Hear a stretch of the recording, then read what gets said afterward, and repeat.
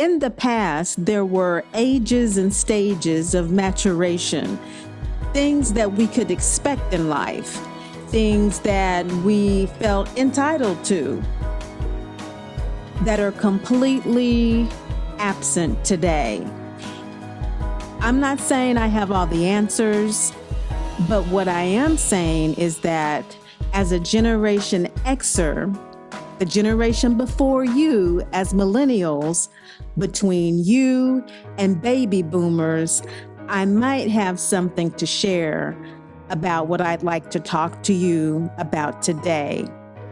Something that I call Millennial Life Crisis. In the past, when I was growing up, I was told and shown just through observation that what I could expect at around 45, 50 years old, especially with my husband, if I had one, or if not, I could expect to see with men in particular, but women, as I was being raised during this feminist revolution, I was also being led to believe I could expect what was then called a midlife crisis for them to experience. And so I want to talk to you about the similarities between this bygone expectation of a midlife crisis at around 45 to 50 years old and what I have seen come to pass be true, that amongst the generation ahead of me, when they turned 45, 50 years old, it was this crisis where I was observing this breakout of a prior conditioning into this personal liberation that just completely shattered their relationships. You know, the divorces, the seeking a new life, all of these things that have become the norm for the generation just behind me. And the millennials having this millennial life crisis being the way life is. So it's important that we talk to each other. And while I have this to share with you, we need to engage in dialogue that is ongoing, because I know that the dialogue that I've had with boomers that have experienced this crisis have definitely informed the way I've lived my life and what I'm sharing with you here today, and what I hope will be an ongoing dialogue as I see myself with you in the world, and as hopefully you see me. So let's start off with realizing that as someone who has seen a few cycles of the world spin, as I'm now, hitting my 50s myself, and you being between 29 and 44, hitting 45, many of you, I want to tell you that I've made some questionable choices, as you might imagine, and lived through a crisis or two. And so I have some data. I'm here to tell you what you're experiencing isn't supposed to occur until midlife. That is the expectation. But in this crazy world, you didn't get any entry-level adulthood. Your whole life has, it seems from my observance and dialogue with you, and correct me if I'm wrong, engage.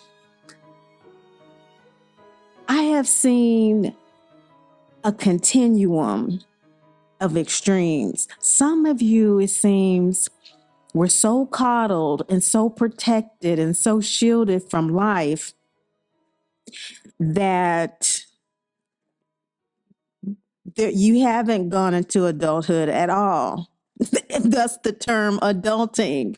And then on the whole other end of the continuum are those of you who had absolutely no protection, little care, little being sown into you that prepared you for life in the sense of nurturing, so that you could nurture yourself, let alone other relationships. All that is just kind of absent.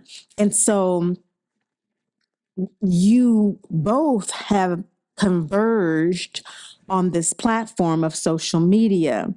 And maybe you've heard about midlife crises of prior generations, the silent generation, the boomer generation, me, Gen X, and the sports cars the men that had to have at 45 when they got married a little too early, maybe 19, 20, and had kids right away. And they finally wanted to live their lives, and women who finally got that boob job when their kid graduated from high school and, got a new boyfriend and all of this stuff, the body makeovers, the existential dread, of, okay, so how am I going to pay for this boob job? And my kid needs money for college. And, oh, I'm being irresponsible, but I have to live my life. And that being like this big crisis, right? For the generation before me, Generation Xers. Well, you're experiencing something profoundly different, something in this millennial life crisis that's hitting you at the precise moment you're supposed to be building foundations. So you've had this kind of extremity of lack of care and too much care. Many of you, I would say the majority in the middle, you still present as an extreme because of the influence social media has on you. It's like you are being forced to identify with trauma or to identify with the illusion of perfection. And so even though you might be in the middle, you present as the extremities as well. You see what I'm saying? And so that's why it feels like that to me. And this is hitting you guys really hard at this expected adulthood of the 20s. And so on the lower age end of 29 to 44, now you're at this age where it's like you're supposed to be grown. And so you're supposed to, the expectation is to have these foundations and not to question the entire damn blueprint that is set out. And you're supposed to have this home that you're in and this mortgage and paying your student loans and on the track for management at your job. And this isn't about whining. It's not about whining that. This is about looking at things as they are and acknowledging this unique reality at this age. I mean, you're like 2 decades ahead of schedule with this.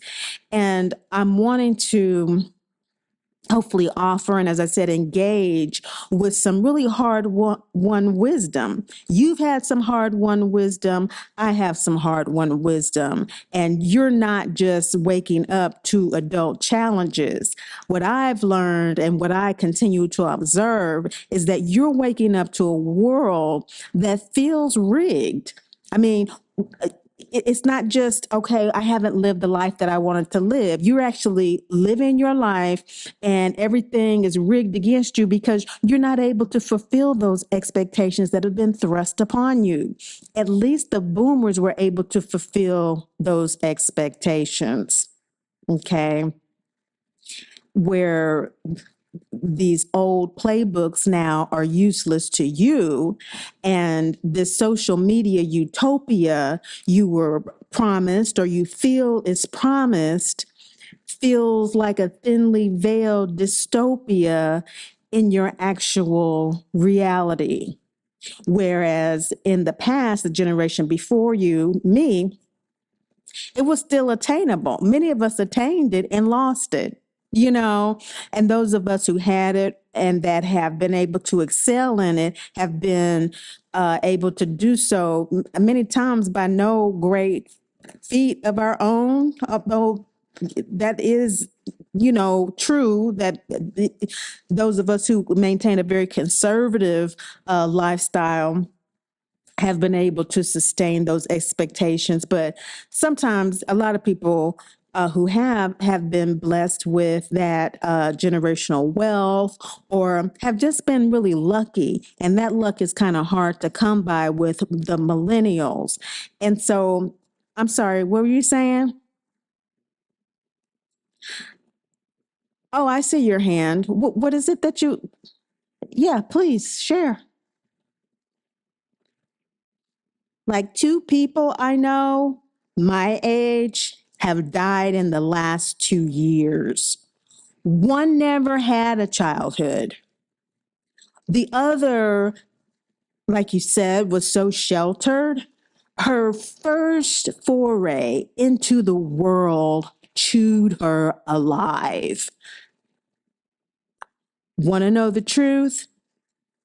We feel safest here in virtual reality. So, people talk about the social media with us and this, that, and the other. That feels safe and more stable than the so called real world.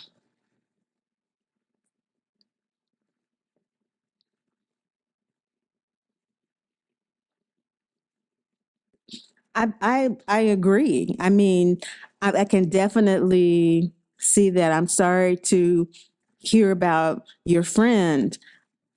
Um, you know, People that I've known, acquaintances that I've known, and that have come across my attention on social media through the years, that kind of, um, being so sheltered they couldn't deal with the world, that kind of thing it was rare,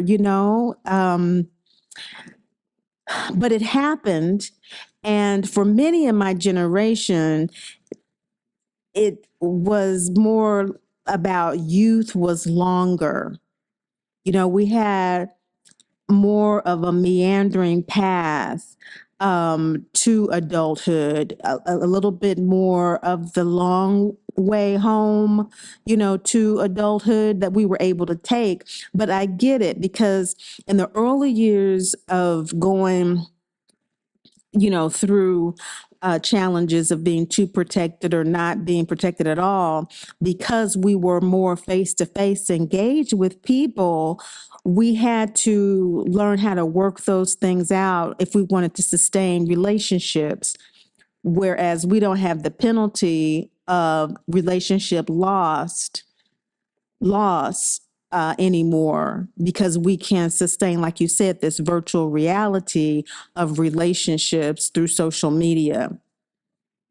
Before, if we wanted to have a relationship, we had to be present. And so that called on us to pull from our reserves of confidence, even if we were really sheltered and we really weren't forced to uh, meet challenges with people. We had to, if we wanted to have relationships. And so that was rare. And that is also a reason why this dialogue is so important.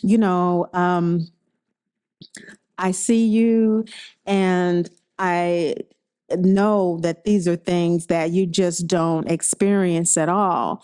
So far, what we have said is that you really haven't been able to have the resources to live up to these expectations.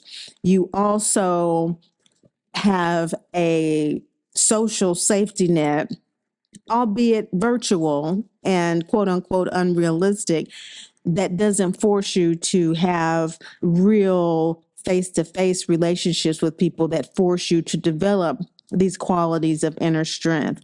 But I remember in the early years of gang banging on the block, although I grew up in a good neighborhood or whatever, I was affected, just like we're all affected by everything, right? And I saw a lot of innocence lost too. Even there were but even then, there were fewer immediate consequences because um, we were given room for error. It was much more forgiving, even, but it was the early days of gang banging. And so people really didn't think that it was going to be a normal thing. It was still thought as a very abnormal, this person must be sick in the head, everybody else is still normal type of thing. And so we certainly had a sense that real life, quote unquote, would start and everything would be okay. Everything would work out. And it wasn't something that is like it is today with school shootings or with violence, even though we're told that violence has declined, it wasn't normalized. Okay. And it is now. And so there's not that sense of things will get better later. You um, had your youth cut short as a result of this. And so this is not by your own doing. But by a series of cascading global and economic crises that have just been thrown at your door. I was coming of age when the class in undergraduate was called international relations. It was like, ooh, go out in the world. And I did. And I remember being the only American in places in London and in Nairobi, and where now it's just the whole plane is full of Americans going, when before it was just these people going back home in these airplanes. And so this global impact, this global world that you're in has those advantages of easy access, but it also impacts you more, like the Great Recession, of 2008 and 9, huge student loan debt that's tied up in the global markets of these mortgages, a global pandemic that just reshaped everything. Your cost of living affects you differently than it does us, having been able to establish a little bit more security. All of these challenges defy logic, and the stressors on you are unbelievable. This is what the midlife crisis was before. It was just this convergence that had more or less had to deal with, okay, you as a millennial are told to go to college, get a good job, buy a house, settle down. And many of you did, only to find a good job. But it was soul sucking, and the hustle, the distant fantasy of achieving this settle down utopia, it has just been really precarious. Whereas the midlife crisis before solidly achieved this, and it was only after many years of developing a redundancy in that stability that there came this crisis of, okay, so what is it that I want? I've done what was expected of me. What is it that I want? And that's what the crisis was about. It was more of an internal thing. Whereas the millennial life crisis is this externalized pressure that is this quarter life crisis, really. And it's a full blown existential reckoning that hits before you even had a chance to properly launch at all for any of the expectations. And so the anxiety, the disillusionment, the feeling of being stuck, that's your millennial life crisis. Now, I see, I didn't want to talk over you. What are you having to say here about all of this? Yeah. And what you call our legitimate issues with this existential crisis, it's really anger too. And this anger is a double-edged sword because you feel this antagonism about all of these expectations because you are already at that place of what is it that I want in my life, because that's what we've been raised with by the Xers and the boomers. It's what do you want in your life? And so you're finally this adult, right? And so on one side, we're operating with these useless conditioned beliefs. Every social meme is encouraging us to exercise with equally useless tools, right? All the expectations of being spiritually aligned and, financially stable and eating all this expensive, healthy food and living in these beautiful homes, without having the tools to really achieve that, let alone the support apparatus to do it. And then on the other side, this rage really is so palpable. It's forcing us to really, really try or to completely just resign ourselves, just give up.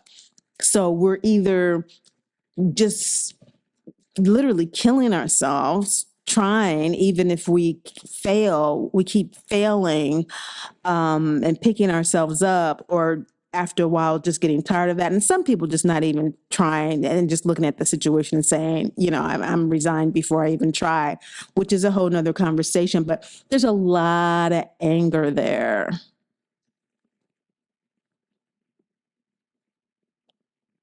Yes, yes. The anger born from this realization, and all generations have it, but yes, what you're speaking to is born from the realization that these conditioned religious, family, and political beliefs, social norms and mores, right? That you grew up with, the ones that promised stability if you just followed the rules, um, are proving woefully inadequate, and there's no alternative. And so all of those expectations and memes, which, by the way, the term was, I think I remember it was coined by a South African sociologist who was talking about the seven spiral dynamics. I forget his name, but literally, you are, through these memes, establishing a whole new social dynamic of expectations and fundamental beliefs and all of that. And so that you do have the support, an adequate foundation to do the things that are important to you. So like religious beliefs, for some, faith provided comfort and guidance, but when faced with all of these systematic injustices that you're faced with now, this economic disparity in a world that seems to be just burning down, the old answers feel hollow, just leaving a vacuum where spirituality once stood. The anger here isn't at God, but at the institutions or interpretations that fail to provide real world solutions. So in the past, in my generation and before, oftentimes the anger was at God. We wouldn't say it, but that would create like this inner shame that, why would you put me into this artificially conditioned situation that didn't look at my uniqueness, my divinity? Why would you set me up with all of this blame, shame, and guilt? And it would be that kind of a thing, as opposed to with millennials, the anger being thrust at the institutions that created the religions, the institutions that created the politics. And so this is the subtle shift that's going on with this. When you talk about family beliefs, that work hard, save money, and you'll be fine, just pull yourself up by your bootstraps, these well-meaning but often outdated family mantras clash violently with your lived experiences. You know, the anger is stemming from the feeling that you're working hard, trying to save, and it's still not enough. This is what is leading to this resentment, this, like you said, this resignation, just resigning from life in many ways that people don't understand and that are labeling lazy or that are labeling um, just spoiled and they have to have their way and all this stuff. But it's really a sense of betrayal, and a deep frustration with the quote unquote advice that simply doesn't apply. We're giving you advice from our experience, which really doesn't apply. And that's why I want you to put in the comments section what advice you would give to us about how to respond, not react to your lived experiences, but how would you advise us to respond when you have a concern, when you have a need, so that we can continue to engage? Because these institutions that are deconstructing will be reconstructed by all of us. And because the shift is happening for you in fundamental ways that are going to affect you and your children, we have the most to gain from you. Because when we talk about the body politic, let's go to the political beliefs. I mean, you inherited a political landscape fractured completely by generations of inaction and self-interest. We did not do much, Generation Xers, with politics at all. Very inactive, very much inherited the civil rights, everything, affirmative action, college, this, that, and the other.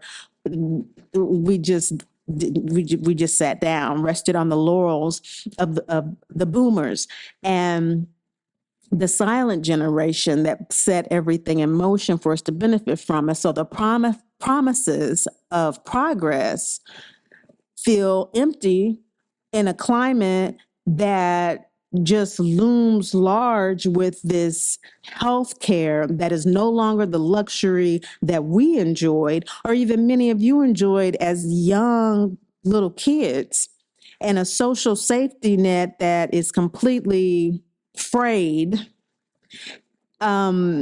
This anger about the body politic is really a righteous response to a system that seems unresponsive to your desperate need for a stable future.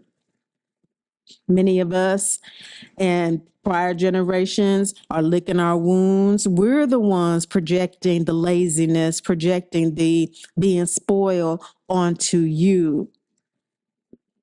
I see somebody else. Yes, what are you saying?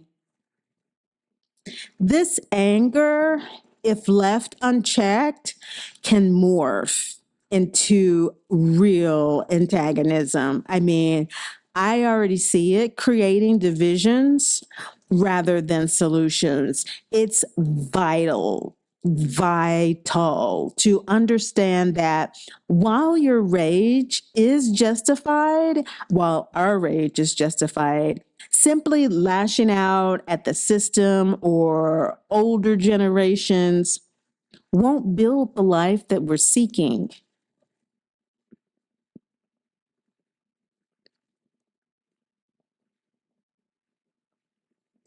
Yeah, I know. Okay, I don't mean to interrupt, but navigating this millennial life crisis is all I've ever done. It's all I've ever done. I'm pretty good at it, or frankly, like you said, just lucky, whatever. I've got a home, family, friends, people care about me, but I see most of my peers really struggling with the pitfalls. I mean, that anger, I mean, finding resolutions to these everyday problems, like just survival, and all while trying to still enjoy life. I would just see people just not, they don't have the capacity for it, let alone coming up with solutions. So, although I can see what you're saying about the unchecked anger, how do you check it? How do you check the anger?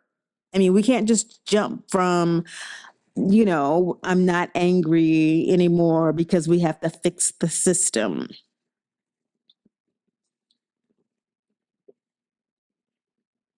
Right, right, exactly. So, asking for a friend, how do they navigate this constant crisis, right? This, because I have friends like that too, and I, because I'm right there with them. But asking for a friend, how do you navigate this constant crisis, this normalized adulthood of pitfall after pitfall? This millennial life crises and still find joy.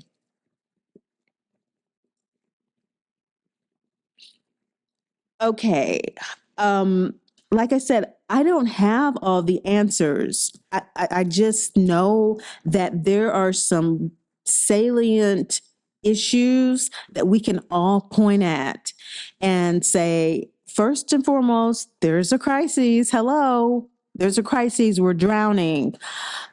We are having this crisis a whole generation, quarter of a life sooner than it was before, with a whole lot less resources and a lot more expectations. That's the first thing.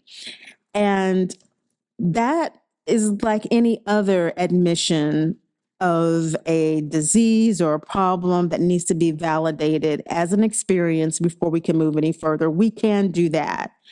The pitfall believing you shouldn't feel this way because others had it harder, we can point at that too. And we can allow ourselves grace because even though social media is portraying everyone else as thriving, something we can look at for this time, for this generation, we can say this is a factor that leads to self blame and isolation. How can we support one another to be more real life about this? We need some RL solutions because that's one of our major pitfalls keeping us weak.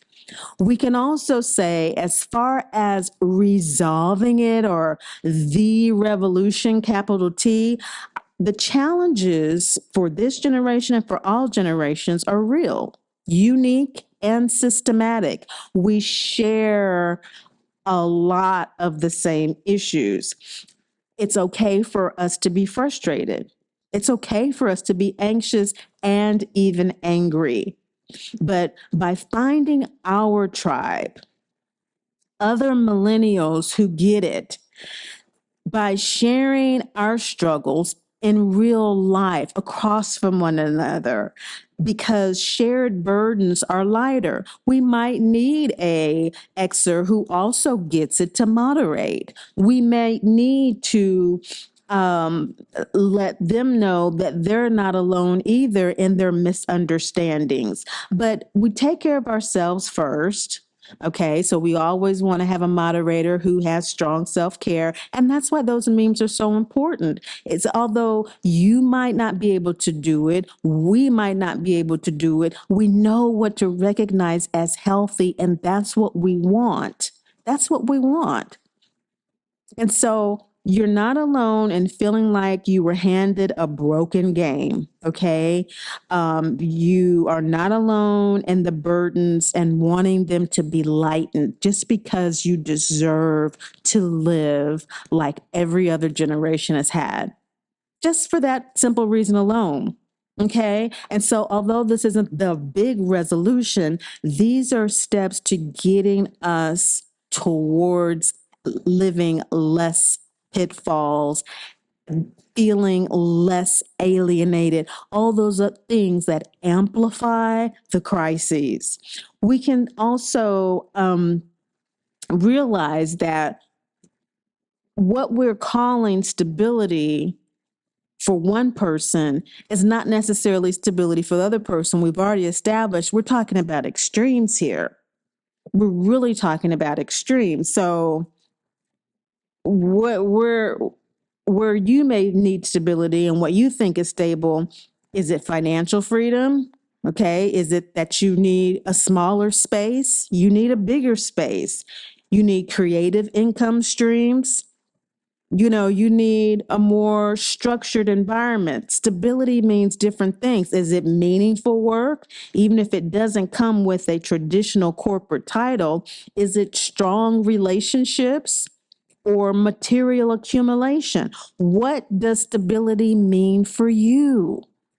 Again, these are ways that we can chip away at those pitfalls and start to lay down some real concrete that will smooth over our personal situation by questioning these narratives that have been fed to us in an environment that can support the need to get the answers that you need personally. Because your generation is already doing this and often instinctively through the embrace of side hustles, remote work, and prioritizing experiences over possessions.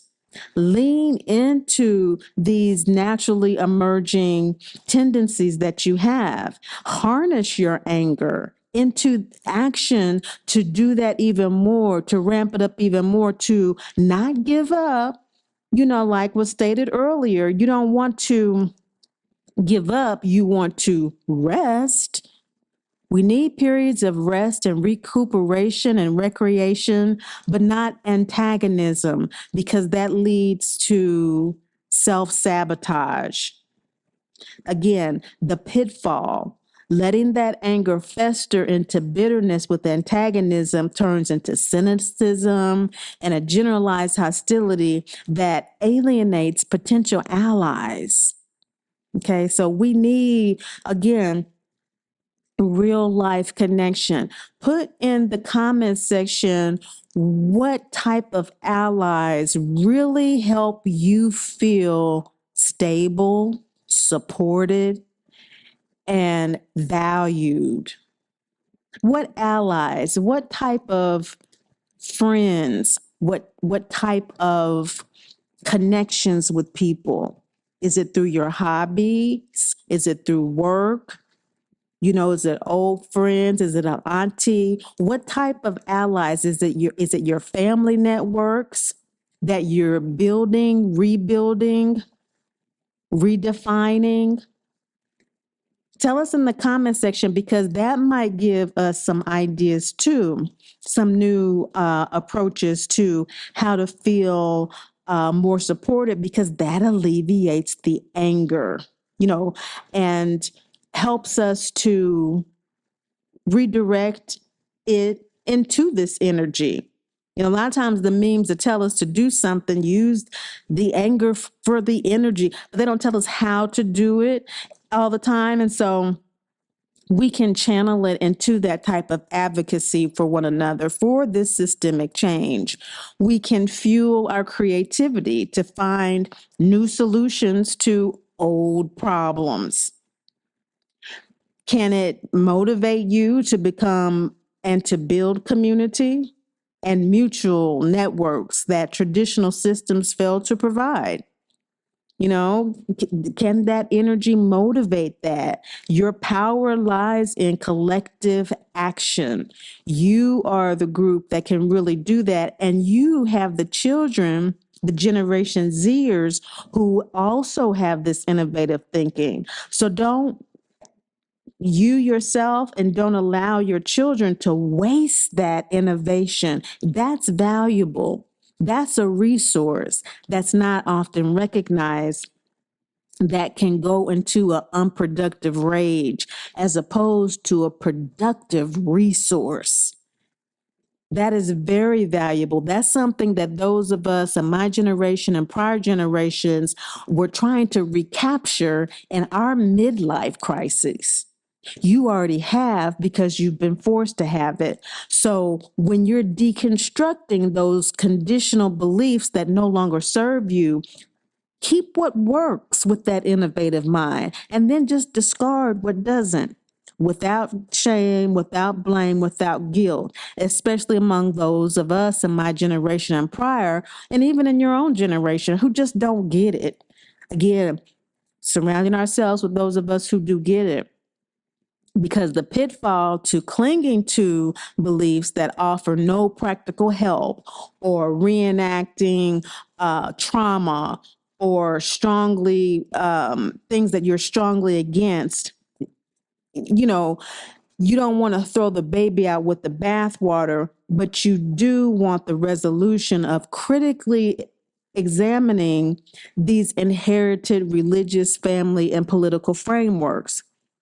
You have a natural ability to do that very quickly. Honor the assessments you come up with, honor your examinations, honor your observations, which is what I'm doing here today. Does a particular belief truly align with your values and help you navigate today's world? If not, it's okay to let it go or adapt it. This is not disrespect, it's survival.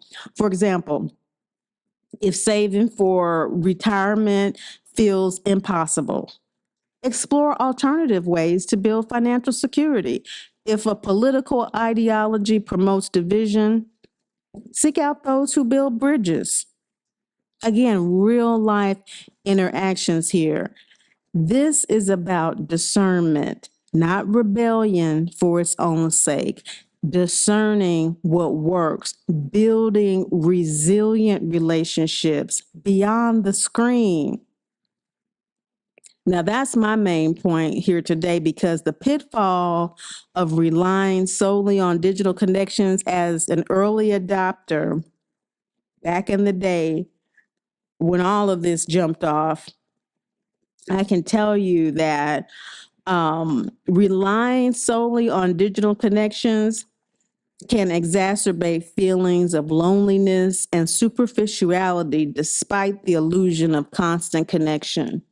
In the beginning, it was just, we were the ones who were the first ones who abandoned those friendships that we had worked so hard to establish through childhood and school without smartphones and all of that. When this came on, you know, in college and in our early careers, we abandoned those real life connections gradually over time. It didn't happen overnight, but it did gradually happen, especially with Facebook and everything. Oh, okay, I can see him on Facebook. I can do this, and it doesn't replace it, but you do learn to prioritize real world connections that cultivate a deep sense of connection, you know that support, again, those resources, those real resources, like your mentors, your community ties that really let you know what's going on the ground,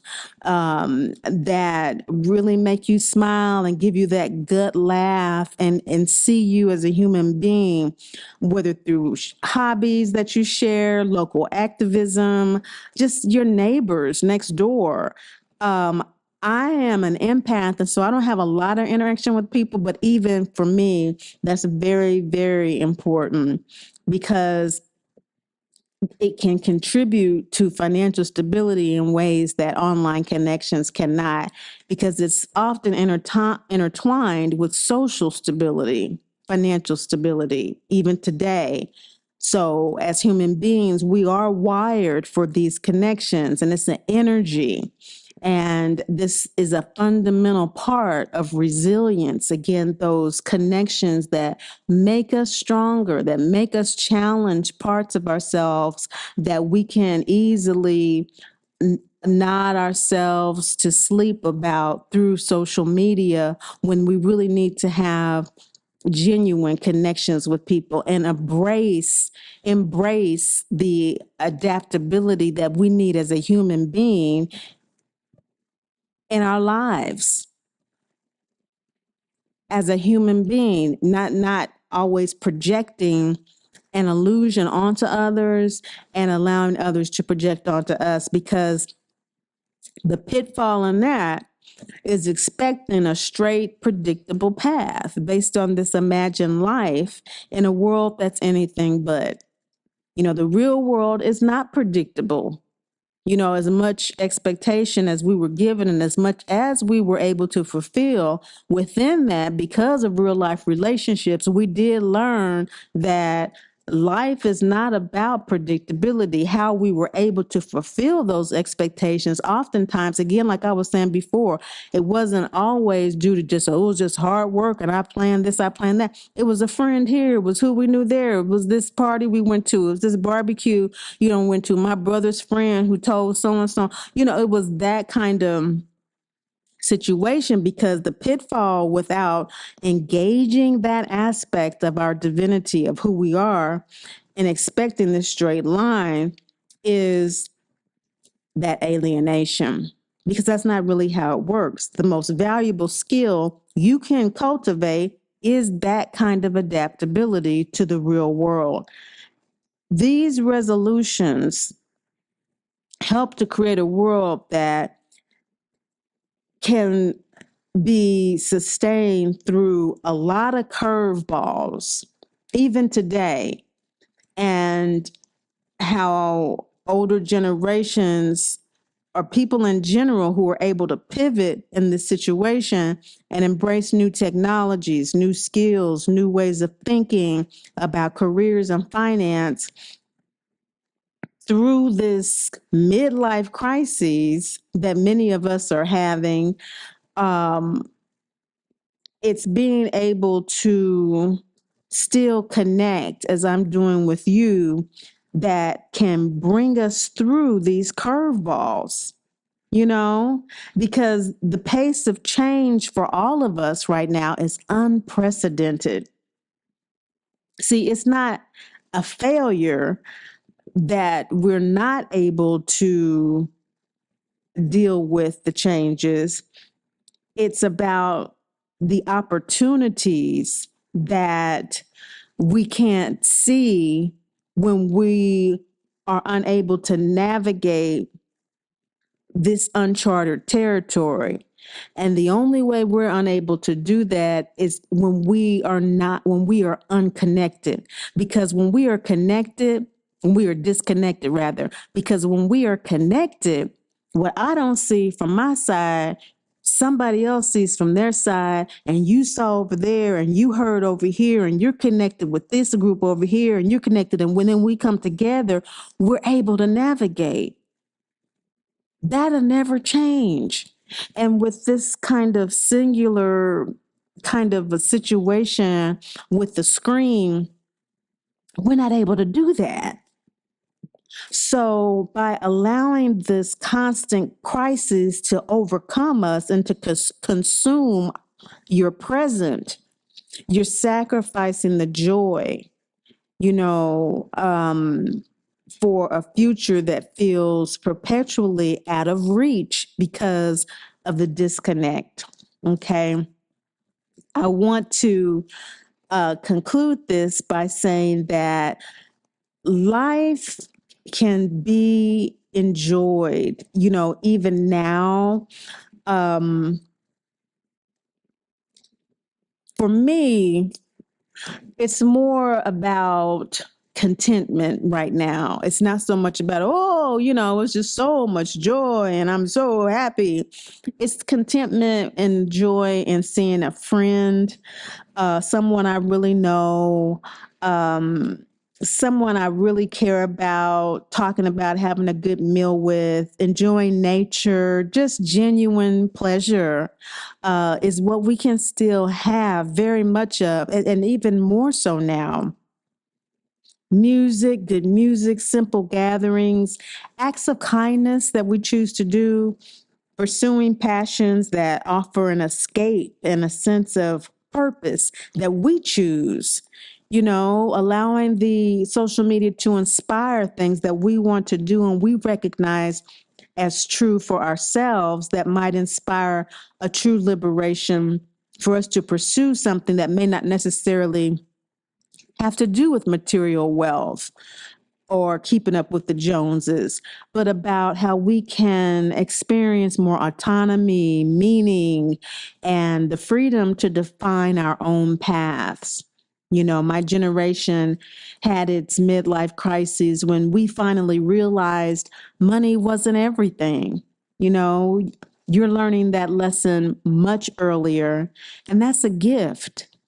Use it to build a life rich in experiences, even if it's not rich in dollars. The millennial life crisis is not a sign of your weakness, but a testament to the immense pressures you face. It's an early awakening, forced reckoning with realities my generation often only stumbled upon much later. But within this early awakening lies immense potential. You are already resilient, already questioning, and already seeking new paths. My hope for you is to channel that anger, that disillusionment, and that raw energy into building a life that is authentically yours, stable in ways that truly matter, and filled with the kind of joy that comes from navigating challenges with clear eyes and an open heart. You've got this. We're rooting for you.